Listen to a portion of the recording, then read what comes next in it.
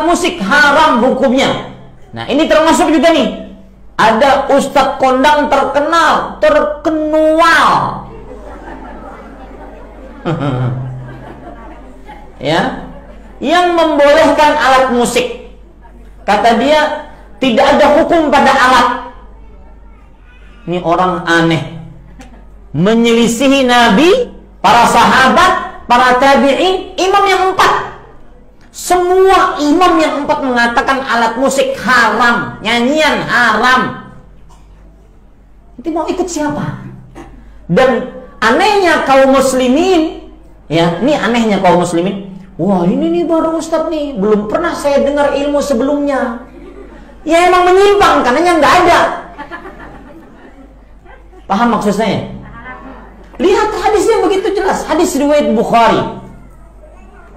Diriwayatkan oleh Imam Bukhari secara mu'allaq dan disambungkan oleh beliau dalam tempat yang lain. Nabi Muhammad sallallahu alaihi wasallam bersabda, "La ya'tiyanna aqwaman min ummati la'a'lamanna aqwaman min ummati yastahilluna al-hira wal harir wal khamra wal ma'azif."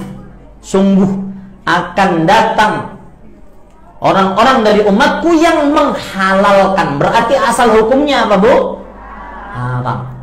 Ya, menghalalkan al-hira, perzinahan, al-harir, sutra bagi laki-laki, minuman keras, al-khamr, dan alat-alat musik. Ini disepakati oleh para ulama. Bahkan Imam Al-Albani mengatakan, kalau tidak ada hadis tentang pengharaman alat musik kecuali hadis itu sudah cukup.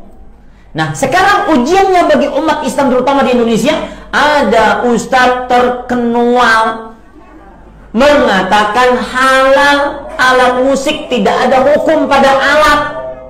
Ini ujian, mau menerima hadis atau mau menerima pendapat ustadz yang masyhur tersebut. Masyhur. Kami ingin tabayun tentang ceramah atau usia ustadz di YouTube bahwa musik itu halal atau dibolehkan. Jazakallah khair. Antum kapan melihat tayangan saya? Ini poin pertama. Atau antum melihat utuh atau tidak? Yang kedua, apakah antum hadir di mana di situ cuma melihat atau cuma melihat cuplikan? Yang ketiga, dalam suasana apa saya menjawab pertanyaan itu?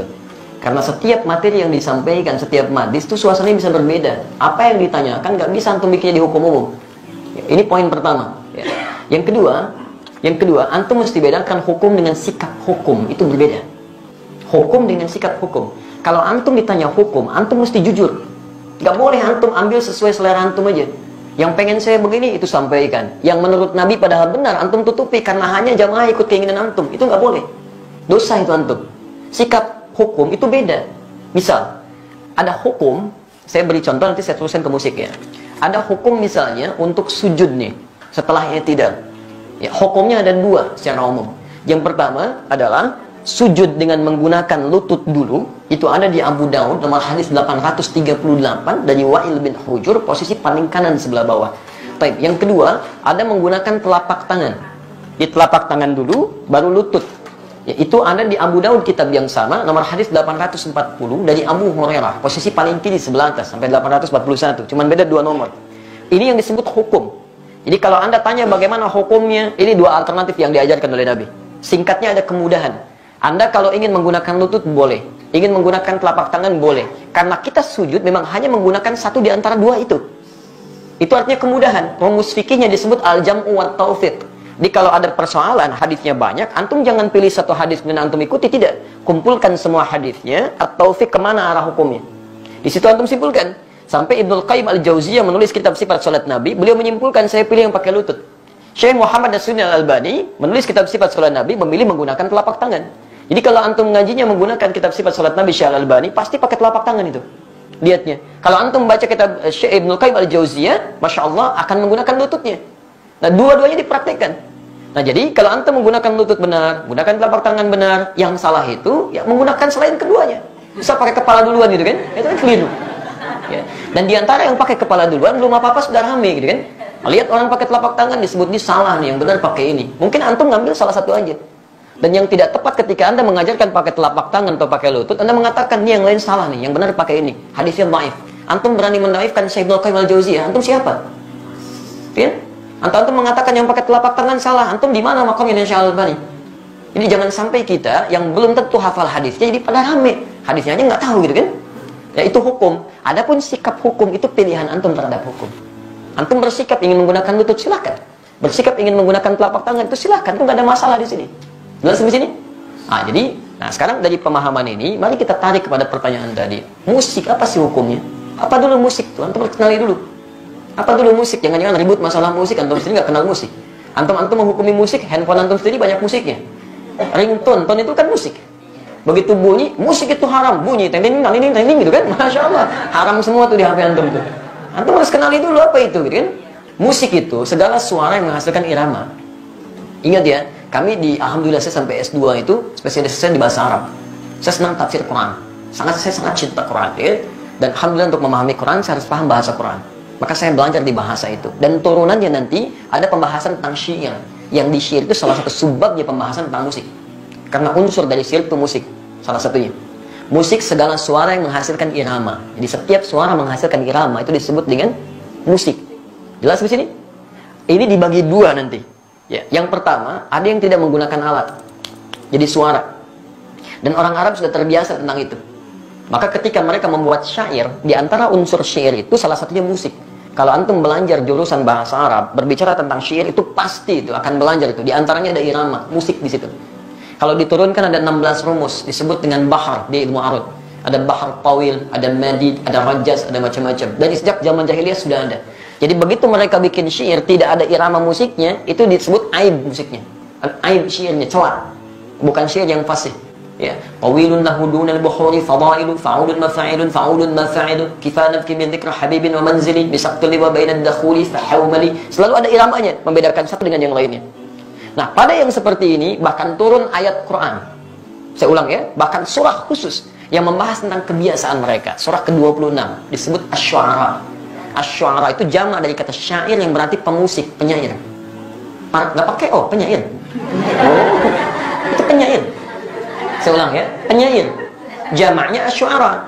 Tayyib, kalau antum baca nanti dari ayat 224 sampai ke ujungnya, singkatnya apa? Ada kebiasaan-kebiasaan mereka ketika ayat turun dicela oleh Quran. Dicela oleh Quran. Wasyu'ara yattabi'uhumul ghawun, dan para penyair itu seringkali menghadirkan hal yang tidak bermanfaat. Wa hum fi kulli wadin yahimun, ada yang datang ke lembah-lembah nyari inspirasi sehingga ibadah ditinggalin. Datang ke lembah, jadi apa Pak? Dari ilham. Kan ilham tetangga Bapak. Oh enggak, saya di sini. Jadi itu, dari inspirasi, nulis macam-macam. Sehingga maaf, kebaikan-kebaikan diabaikan. Kan sholat tertinggal, macam-macam tertinggal. Zaman jahiliyah banyak yang begitu. Sehingga ketika zaman Islam dibedakan. Yang seperti ini gak ada banyak manfaatnya. Bahkan ada yang menuduh Nabi SAW. Ada yang menyerang Nabi dengan syair. Banyak. Ada Zuhair bin Abi Salma sebelum dia tobat. Nyerang Nabi itu. Disebutkan begini, dan sebagainya. Apa yang terjadi? Sisi lain, banyak juga penyair muslim. Di antaranya Hasan bin Sabit. Hasan bin Sabit bahkan langsung disebut sebagai syairun Nabi. Seorang penyair yang membela Nabi SAW. Jadi begitu di sudut sana mencela Nabi, di sini kemudian membalas dengan membela Nabi SAW. Dan tidak sedikit pembelaan itu dihasilkan lewat syair. Yang seperti ini langsung disanjung oleh Quran. Illal ladzina amanu, kecuali para penyair yang beriman kepada Allah Subhanahu wa taala. Yang dengan syairnya dijadikan untuk membela Islam dan mengangkat nilai-nilai kebaikan. Jelas di sini dulu? Ini sisi yang pertama. Jadi Anda bayangkan, Anda mesti fair di sini. Ada ayat yang mencela keadaan tertentu, ada ayat yang kemudian mengangkat nilai kebaikan di situ. Jelas? Bahkan Nabi SAW pernah kemudian meluruskan ketika seseorang memuji Nabi untuk mengkultuskan. Jangan sebutkan itu, sebutkan yang lain. Dan Nabi SAW ketika pulang dari perang Tabuk pulang, itu disambut dengan syair. Dan beliau diam. Tala'al badru alaina min thaniyatil wada'i wajaba syukru alaina mada'a lillahi da'i. Dan antum ada yang kemudian membuat dengan musik-musik kasidah itu. Itu asalnya kan itu syair. Ya, dari madid rumusnya. Tala'al badru alaina min thaniyatil wada'i wajaba syukru alaina mada'a lillahi da'i. Ada semuanya di situ. Ya. Sampai orang Arab itu lupa, jangankan masalah seperti itu, lihat binatang, lihat macam-macam, itu memang itu Masya Allah, itu langsung bisa bikin syair. Refleksnya syair. Itu lihat burung aja, burung bulbul lompat-lompat bikin syair. Al-Asma'i pernah bikin, cuma gara-gara burung bulbul lompat ke dahan-dahan bikin syair. Suatu safiril bulbuli hayyaja qalbi tamili al-mawazahru ma'a ma'zahri lahzul muqali fa anta yasridi wa sayyidi wa mawlani fa kam taymuni ghajilin uqalqali kataftuhu min wadatin fi hadha ar-rajuli fa qala la faqad ghada muharmili wal walad wali wa waydani fa qultu la tuwalli fa bayyinu lu'ali. Qalat lahu hina kadza in hadzal muqali kahatan kakailali tabtabi ada semuanya. Dia bikin itu. Dan dalam suasana membikin itu Nabi biasa saja. Jadi ketika buruk dicela oleh Nabi, ketika baik didiamkan oleh Nabi. Maka dari sini ulama sepakat dalam persoalan syiir, musik yang berasal dari suara. Awas ya, berasal dari suara terbagi pada dua bagian. Ada yang dicela sampai tingkat keharaman ketika menjauhkan dari Allah Subhanahu wa taala, membuat diri lalai, makruh dengan kalimat-kalimat yang tidak pantas itu yang haram. Jelas? Tapi kalau yang dimaksudkan kalimat-kalimat kebaikan, sampai Imam Syafi'i punya syair disebut Diwan Asy-Syafi'i, ajakan pada kebaikan, ketaatan di situ, itu dibenarkan oleh para ulama. Tidak ada masalah di situ yang disebut dengan hukum boleh. Jelas di sini? Nah, jadi pernyataan saya jangan di framing gitu kan, jangan dipotong seakan-akan Ustaz dibolehkan ini. Kata siapa? Saya nggak pernah membolehkan itu. Hukumnya ada di Quran, turun sejarahnya, antum bisa lihat, ini yang tidak boleh, ini yang boleh. Nah, sekarang alat musik. Bagaimana dengan alat-alat musik? Antum bisa perhatikan kalau munculkan hadis-hadisnya, ada yang langsung dicela, bahkan didekatkan dengan zina. Kan? Allah Subhanahu akan datang di masa nanti orang-orang menghalalkan zina, menghalalkan khamar dan menghalalkan alat-alat musik, gitu kan? Pernah dengar hadisnya? Baik, itu apa yang dicela? Hal-hal yang bisa menyesatkan kita pada keburukan, yang menjauhkan dengan Allah Subhanahu wa taala.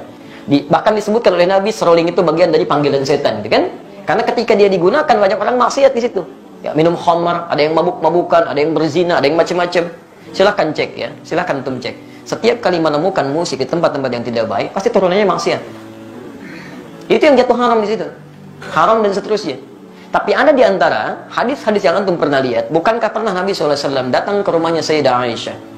Tapi apa yang terjadi? Rupanya di situ sedang ada pesta yang diadakan oleh Sayyidah Aisyah, sedang bergembira. Tiba-tiba ada dua di antara khadimahnya sedang bermain gendang, gitu kan? Baik, tobul.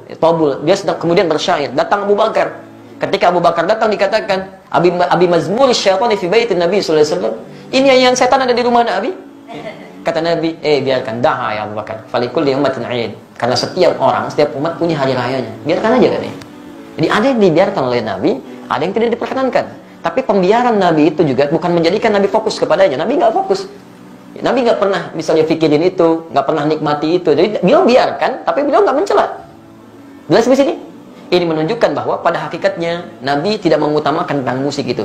Yang walaupun itu dibenarkan sebagian yang tadi itu. Tapi kemudian beliau tidak hindarkan karena dikhawatirkan nanti umatnya malah fokus kepada hal demikian. Jadi ada yang dibenarkan oleh Nabi, tidak seketika dilarang dalam sifat-sifat yang seperti tadi. Adapun yang tadi alat musik yang lain yang digunakan pada sesuatu yang maksiat, yang tidak baik, itu yang dihukumi haram oleh agama. Dan pada hakikatnya alat itu nggak ada hukumnya. Alat benda nggak ada hukumnya. Saya mau tanya, apa hukumnya golok? Apa hukumnya pisau? Nah, antum belajar usul fikih dulu. Hukum itu tidak melekat pada benda. Hukum itu melekat pada amalan. Ingat, pada amal, bukan pada benda. Golok digunakan untuk apa? Kalau digunakan untuk sembelih hewan korban, maka hukumnya dia halal.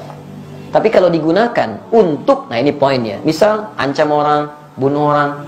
Saya kemarin ke Bali, Masya Allah. Ya. Begitu turun dari rumah makan, ada seorang, Ustaz, mohon Ustaz untuk makan hari ini aja, untuk makan hari ini aja. Tapi yang dipegang, golok, kemudian pisau, ditutup, bagi di hadapan ke kita. Begini, Ustaz, tolong untuk makan hari ini. Masya Allah. Itu luar biasa, kan? Itu luar biasa. Dia meminta dengan cara yang tidak elok, gitu kan? Walaupun kita paham maksud dia butuh sesuatu. Tapi dia katakan, ini loh pisau saya. Ini golok saya, gitu kan? Nah, itu nggak boleh yang seperti itu. Itu haram hukumnya golok digunakan demikian. Jelas ya? Baik, jadi teman-teman, ketika saya ditanya hukum, saya jelaskan inilah hukumnya begini. Tapi kalau Anda tanya saya, apa sikap hukum saya? Kalau saya menjauhi itu. Saya jauhi gitu kan. Saya tinggalkan, saya jauhi. Sekalipun saya paham teorinya. Dan dari situ saya paham, orang barat mengambil rumus-rumus musik dari situ. Saya sampai hafal. Hafal saya rumus gitar, rumus piano, saya hafal. Karena mereka ngambil dari situ, saya pelajari itu. Tapi saya nggak pernah main begituan. Apakah kalau kita menghafal sesuatu, konotasi tersebut saya membolehkan? Belum tentu. C, D, F, G, B, C, D, F, C, D, F, G, D, F, G, A, B, C, D, A, B, C, D, F, G, A, F, G, A, B, C, D, E, B, C, D, F, G, A, B, B, C, D, F, G, A, B, B, C, D, antum aja belum tentu tahu tuh.